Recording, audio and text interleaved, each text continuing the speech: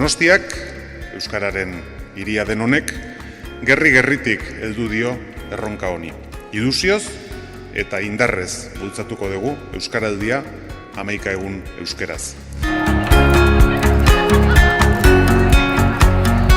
Donostiako hiztunak piztu nahi ditugu, martxan jarri nahi ditugu, beren ohiko harremanetan eta ulertzen duten pertsona guztiekin euskaraz hitz egin dezaten.